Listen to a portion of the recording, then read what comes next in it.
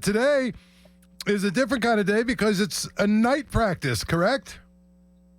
Yeah, they'll go up to Latrobe Memorial Stadium and they'll do backs on backers again. They'll do some live 11 on 11, and they'll do one on ones again with the O line and D line and the receivers and the corners. So if you couldn't make it out Tuesday to the first padded practice, tonight is probably your second best bet to get a great feel of a physical football practice at Steelers training camp. Probably one of the two most physical practices of the summer. Okay, so it seems anecdotally, Ray, like there's a lightning storm or thunderstorm at the Friday night practice. About every other year, doesn't it? It seems like it happens a lot.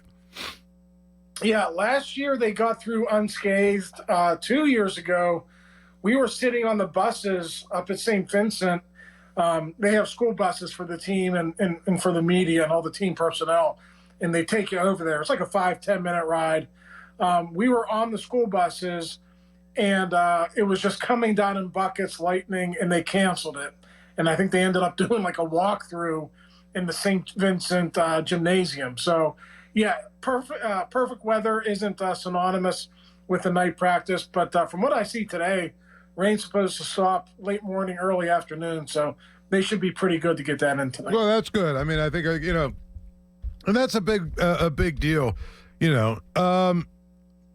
One of the things that is always a big deal is, for Latrobe, for the city of Latrobe or the little borough or whatever it is. Latrobe, is it a borough or is it a city? Is it a town? Whatever it is. Latrobe, the Steelers training camp brings a lot of business through, doesn't it? I mean, a lot of people eating in restaurants and going to the watering holes up there and everything else. It's an essential part of what goes on up there, which is why I think the Rooneys don't want to move. A lot of teams are just going away from training camps and basically holding the training camps at their own facilities, right? I mean, that's one of the reasons why they don't want to move it. Yeah, I mean, Paul, you should have seen the line to just make the left off of 30 when you go into St. Vincent on Tuesday for the first day in pads. I mean, it took like 5 lights for people to turn in there. So it's every single day. And I think with the morning practices, it's interesting. People just make a day of it in a different way now. You go for practice in the morning, then you grab lunch or dinner on your way out. So it's not the same as it used to be, although you do have afternoon practices on the weekend. So you got a little bit of the best of both worlds there. But yeah, people just come up, make it a day of it, and it's a tradition for a lot of families and for a lot of Steeler fans who come in from out of town. I think that's a big thing, and they do it now. How many more weeks? Do they have 2 more weeks while they'll be up there? How long will they be up there? Yeah, so this is the end of the second week. This today and this weekend, and they're up there. I think they got 4 practices next week before they got the Texans game, and then they got an abbreviated week the week after before their next preseason game against the Bills. They're up there for, I think, 3 practices that week. So we're about halfway through. This week was the first in pads. I think it's been physical, a couple of, fights the last couple of days. So guys are maybe getting tired of each other. Maybe it's good that the Texans are coming to town a week from today. Well, I mean, the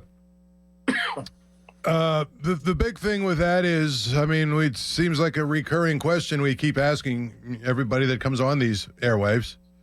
How much of the quarterback one will they see tonight?